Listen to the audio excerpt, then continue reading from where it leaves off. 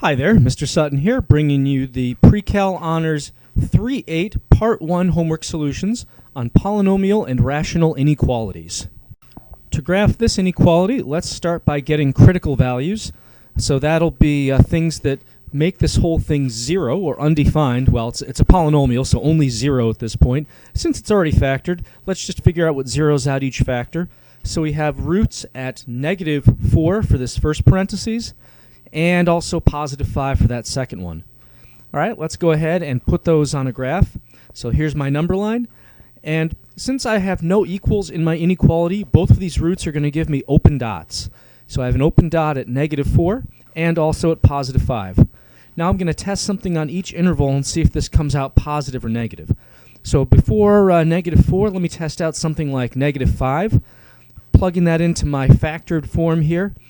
This first squared term actually is always going to come out positive. So I can just ignore that when I'm doing sign analysis. It's really all going to come down to this parentheses that's not squared. So -5 minus 5 gives me a negative. And something between -4 and 5, let's try 0. 0 minus 5 gives me a negative. And finally something after 5 like 6. 6 minus 5 gives me a positive. Since my inequality says greater than 0, I want positives, so that's this last interval right here that I'll fill in on my graph. And then writing the interval for that, we're going from -5 to infinity using rounded parentheses because there's no equals here. To graph this inequality, let's first find the critical values and put those on a number line. So things that zero this out, we're going to have, since this is already factored, just look at each factor. So 1 minus 1 would zero this out. So we have 1 for one of our roots. And then for this next parentheses, 3. And then for this last one, 4. So here's my number line. Now, since there's no equals on my inequality, all of these are going to be open dots. So going from left to right, we have an open dot at 1 and 3 and 4. Let me test a number on each interval now and see if it makes this whole thing positive or negative. So before 1, let's try 0. That's an easy one. So 0 minus 1 is negative. Then we have another negative. And 0 minus 4 gives me another negative. So that's 3 negatives. Odd number of negatives, the result is negative. Now between 1 and 3, we can try out 2. 2 minus 1 is a positive. 2 minus 3 is negative. 2 minus 4 is negative. Even number of negatives gives us a positive. Next, between 3 and 4, a little trickier. I'm going to use 3.5. So we've got a positive. 3.5 minus 3 is still positive. And then 3.5 minus 4 is a negative. So overall, one negative gives us a negative result. And something bigger than 4, let's try 5. 5 minus 1, 3, and 4, those are all coming out positive. So positive result. And the inequality says greater than 0, so we're looking for positive intervals. So that's this middle interval right here, this second interval, and this last interval after 4. Writing out that solution set in interval notation, I need an interval between 1 and 3, and that's going to be parentheses because these are open dots. And then I have to union that with an interval from 4 to infinity, also with parentheses. On this problem, I'm trying to solve this inequality. Let me start by getting my critical values and putting those on a number line. So we've got things that zero this out. It's already factored, so just looking at each factor. This first factor, -2, would zero that out. And then for our next one, we have -4. And then finally, +5. 5 minus 5 is also 0. All right, so number line time. Then, since we don't have an equals under my inequality, that means these are all going to be open dots. So going from left to right, -4 is the leftmost out of all of these. And then we have -2. And then +5, again, no equals, so those are all open dots. Next, doing a little sign analysis on each of these intervals. Something to the left of -4, I'm going to go with -5. And now when I'm doing my sign analysis, this first parentheses is squared.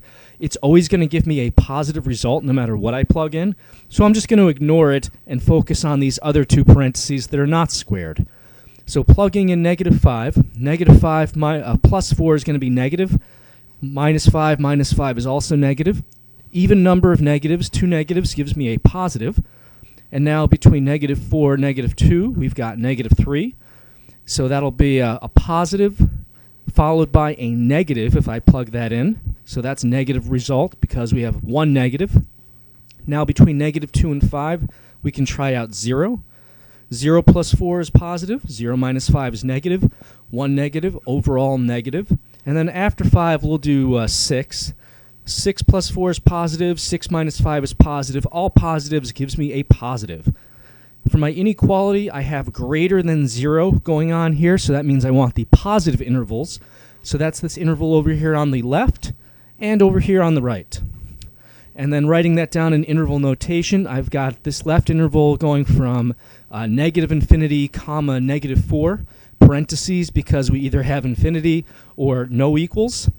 And then I'll have to union that with another interval going from 5 to positive infinity, again with parentheses. To graph this inequality and write the interval, I need to first find critical values and do sign analysis around those. So to get critical values, I need to figure out what makes this whole thing 0. Let me try factoring this, and then I'll get the zeros out of that. So let's see here. Two things that multiply to negative 15 and add up to negative 2. That would be, let's see here, 3 and negative 5. So I'll have x plus 3, x minus 5. And then my roots out of this, from each parentheses, I've got negative 3 for this first root, because that zeroes out that first parentheses. And then I have 5 for my other root. Okay, putting that on my number line here. These are both going to be open dots because there's no equals under the inequality. So I've got, let's see here, negative 3 open dot and open dot on positive 5. Doing a little sign analysis around each of these now. Let me pick something less than negative 3 to try out, like negative 4. So negative 4 plus 3 is going to be negative. Negative 4 minus 5 also negative. Two negatives gives me a positive result. Next, between negative 3 and 5, I've got 0. 0 plus 3 is positive. 0 minus 5 is negative, so negative overall result. And then after 5, let me do 6. We've got 6 plus 3, 6 minus 5. That's all coming out positive, so positive overall result if I multiply those. Next, looking at my inequality, I see that I have less than 0. That means I want the negative intervals. So looking at these ones I've labeled as negative, there's just this middle interval here, and that's it. So my ending solution here is just going to be this one interval, negative 3 comma 5, both parentheses, because I've got open dots on each end. To graph this inequality, I need to first find critical values and put those on a number line. So to get critical values, I'm going to try to solve this by factoring. Let me first see if there's any common factors I can take out. These definitely all have an x that I can take out, and it looks like they're all divisible by 3 as well. So let me take out a 3x from all that.